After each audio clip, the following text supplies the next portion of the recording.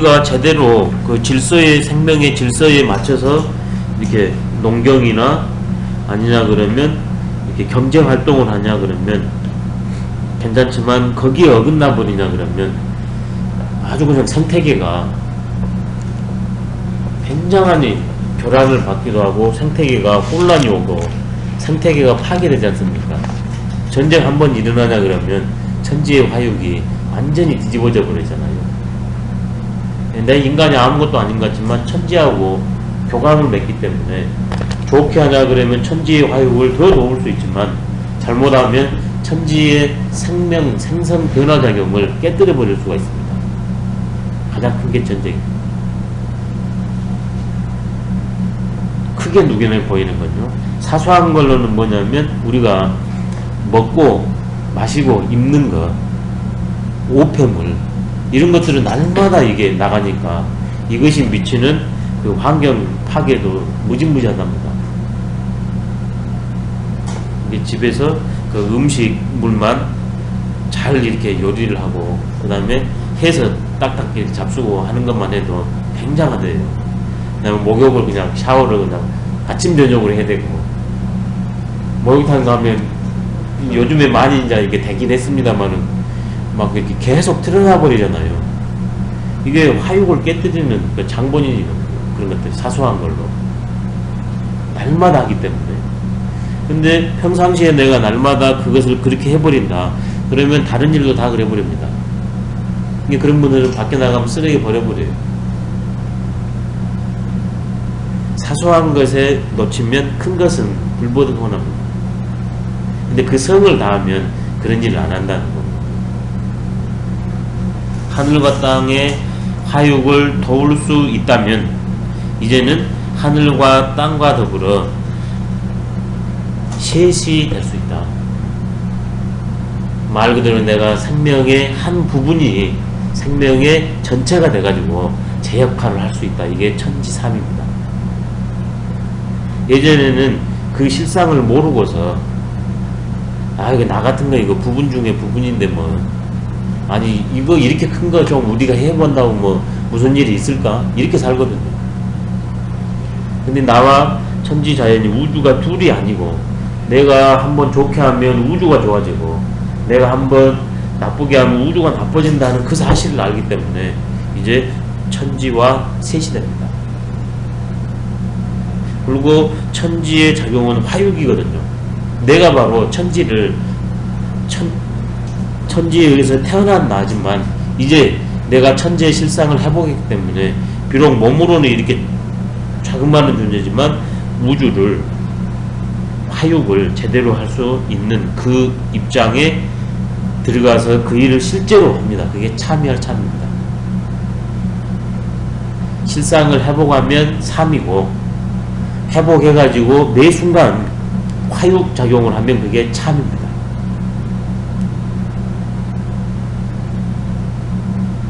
근데 그것은 내가 성을 알고 실천했을 때만이 여천지 사무라 여천지 참으라 그렇게 된답니다.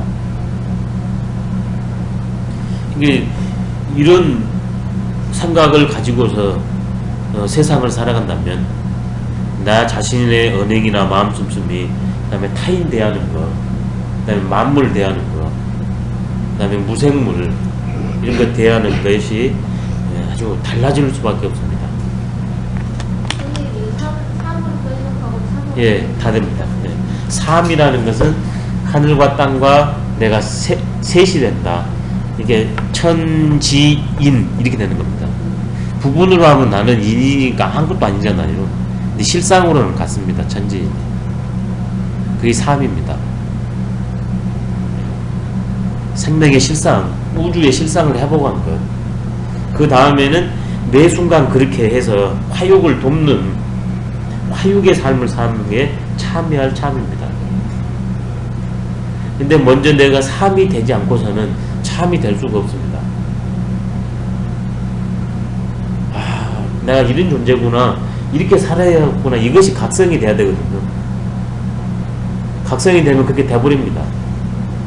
삼이 성의 측면이라면 참은 명의 측면이에요. 성즉 명이라 해석돼요. 그 다음에 또 내가 전체는 몰랐지만 이런 세계에 한 번 참여하고 한 번 참여하냐 그러면 어느 순간 내가 3으로 파해버립니다. 그럼 명즉성에 안 됩니다. 나는 부분이면서 전체다. 그것을 회복하는 방법은 바로 지성법이다. 지성. 이게 똑같은 인간인데 왜 어떤 사람은 영향력이 크고 어떤 사람은 영향력이 약한가? 바로 지성이 어느 정도 된다에 따라서 영향이 크기가 달라집니다. 그 다음에 또 주기로 하기도 하고 나는 또 받기도 하는데 우리는 이제 교감하기 때문에 주거니 받거니 해야 되지만 많이 주는 게 더 좋잖아요. 그래서 지성이 된 사람이 많은 영향을 주면 줄수록 좋아지지만 지성이 되지 않는 분이 영향력을 행사할 기회나 이 범위가 넓어지면 넓어질수록 파괴화됩니다. 그래서 이제 윗사람 뽑을 때 지성인가 아닌가 거기에서 기준을 놓고 하는 것도 아주 좋겠습니다. 이런 입장을 읽으면 이제 천인합일이 가능하고요. 그다음 우리 인간으로 오자 그러면 인인합일이 인인공존이 가능합니다. 근데 이런 입장을 이해되냐 그러면 이제 그 파괴, 그다음에 전쟁, 다툼으로 이제 가는 거죠. 앞에는 상생의 세계고 뒤에는 상극의 세계입니다. 실상을 알면 자연히 상생으로 가고 실상을 모르면 자연히 상극으로 가버린답니다. 근데 우리가 그 18세기 이후에 비약적인 경제 발전 이런 건 했지만 그 근거에는 상극이 있었거든요. 18, 19, 20세기에 그 주된 과학 사상이 서구였고 거기는 진화론이거든요. 진화론. 그 진화론 중에 가장 기본적인 것들이 긍정적인 측면은 모든 건 변한다. 모든 것은 상호 교감한다. 이건 긍정적인 측면인데 그 교감하고 변하는 측면을 어떻게 해석해버렸는가? 적자생존이라고 그랬어요. 이게 이제 제일 패착입니다. 저감한 자만 생존한다. 그 저감한 자가 생존하기 위한 그 방식의 룰을 생존 경쟁이라고 그랬거든요. 살기 위해서는 서로 간의 화해가 아니라 경쟁을 통해야만이 가능하다. 이게 이제 가장 큰 실수를 범한 겁니다. 그러니까 이게 각 사회로 그대로 적용됐을 때 이게 제국주의, 약탈주의가 이제 팽배한 거거든요. 근데 그 대신에 만약에 지금처럼 생명과학이 만약에 주도를 했다. 그러면 이렇게 못합니다. 이게 인간의 이게 사고가 아무것도 아니지만 한 사람의 머리에서 나왔거든요. 시작은. 근데 파급은 어디까지 와버리냐? 이 지구 우주까지 영향을 미쳐버리잖아요. 그래서 그 영향은 좋은 영향을 하기 위해서는 나의 실상을 자각하는 게 첫 번째다. 중경에서 바로 유학책에서는 제일 강조합니다. 그게 나의 실상을 자각하겠습니다. 논어는 그 실상 자각에 대한 말이 안 나와요. 근데 그 자각 상태에서 가정 문제부터 평천하까지 나를 조율한 문제까지를 이렇게 분야로 설명했지 실상에 대한 언급이 약합니다. 그래서 자공과 같은 그런 뛰어난 제자도 나의 실상과 나를 가능케 한 천도에 대한 그것을 공자님께서 선생님께서 말씀한 걸 들은 적이 없다 그랬거든요. 중용에서는 철저히 그 얘기입니다.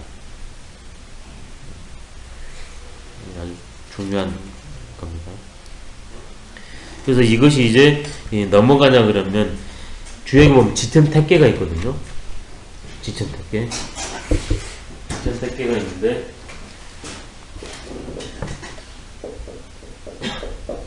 위에는 땅이 있고 밑에는 하늘이 있습니다. 그래서 이것들이 제 역할을 한다 그래가지고 이게 지천택계입니다. 위에 있는 하늘이 땅 밑으로 내려오고 밑에 있는 땅이 위로 올라가가지고 드디어 서로 교감이 되지 않습니까? 그 다음에 입장 바꿔보니까 역지사지가 돼요. 예전에는 여기서는 하늘은 하늘인데 애행하고 있고 땅은 땅인데 하고 서로가 그냥 이렇게 등을 지고 배관시 했거든요. 근데 입장을 딱 바꿔놓으니까 너무나 실상이 확연합니다. 그래서 통할태열이 돼요. 드디어. 그러니까 자연이 평화로울 수밖에 없습니다. 실상에 통해야 돼요. 원리와 현상에. 그러냐 그러면 자연이 평화로울 수밖에 돼요. 원리를 상황에 맞춰서 딱딱 어떨 때는 좌로 어떨 때는 우로서 써주기 때문에 공존이 가능하답니다. 그래서 여기에 뭐라고 그랬냐면 이 천지자연과 인간의 실상과 변화를 통한 존재는 재성보상이라고 그랬고 재성천지주도하면 하늘과 땅의 도를 마름질할 수 있고 보상천지제이라 하늘과 땅의 마땅함을 이렇게 보합할 수 있다 그랬거든요. 도는 원칙이고 의는 상황성입니다. 실상과 변화, 원리와 변화를 체득한 그런 성인은 매 순간 천지자연이 만물을 화유하는 것처럼 인간뿐만 아니라 예를 들어서 도시를 건설한다. 그러면 어디에 있다가 어떻게 계획할 것인가? 이게 바로 지금 천지를 움직이는 공사지 않습니까? 그래서 바로 천지가 만물을 이렇게 화유하는 것처럼 천지의 실상과 변화를 체득한 성인은 더 넘어가서 천지를 대신해서 부족한 것은 보태고 이게 보상입니다. 지나친 것은 덜어내 이게 재성이에요. 근데 그 근거는 반드시 원칙과 상황성이라는 겁니다. 그래서 재성 천지지도하면 원칙에 맞춰서 재단하고 그 다음에 상황성에 딱 떨어지게 기울 건 기운다 이 말이 있습니다. 과불급을 없애는 거죠. 그게 여천지 삼, 여천지 참입니다.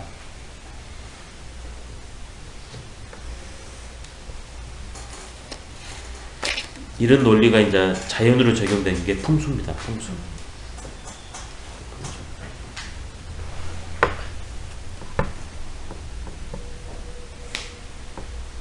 참 이런 게 모든 분야로 전부 확대되면 아주 좋습니다.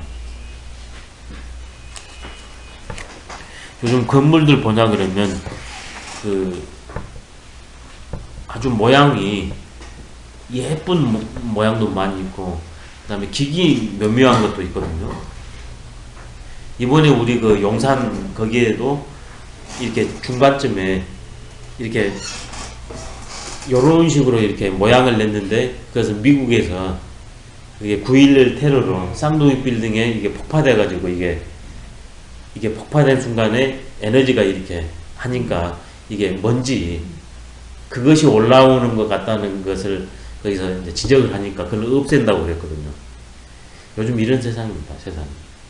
그게 설령 그게 아니었다 이제 아니었겠죠. 근데 이제 연상작용이 일어나니까 이제 그랬겠지만 바로 그것이 성이 아닌 건물이에요. 요즘 이런 건물들이 명소라고 해서 뽑히거든요. 지성이 어긋나는 건물 배치법입니다. 아주 어긋나요. 반듯해야 됩니다. 사람도 반듯해야 되고 하는 것처럼 참되다는 거 반듯한다는 거거든요. 근데 그건 참된 것이 아니에요. 거품이거든요. 거품. 꾸밈이거든요.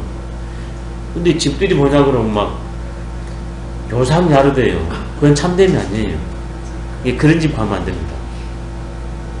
근데 그런 것이 명소라고 하면서 그런 작가들은 훌륭한 작가로 그러거든요. 실상하고 아주 어긋난 들어간 사람들이 편할 수가 없고 모든 건 에너지를 발산하잖아요. 근데 이게 막 이런 식으로 되어 있다. 그리고 막 이렇게 들어가고 그럼 에너지가 어떻겠습니까?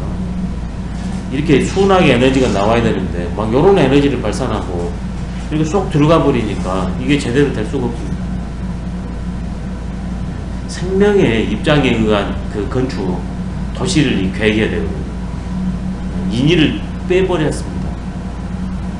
그걸 이제 모르니까 그 건축의 원로들이나 이런 분들이 이 철학을 해가지고 아니면 철학자들이 이제 그런 것을 해서 그 보완을 해줘야 되거든요.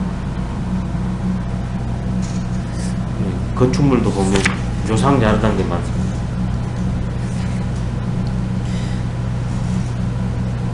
상근기는 곧바로 이렇게 가기가 쉽지만 중하근기는 그러면 이건 너무나 쉽지 않은 길인데 그러면 못 가란 말이냐, 포기하란 말이냐, 그건 아닙니다.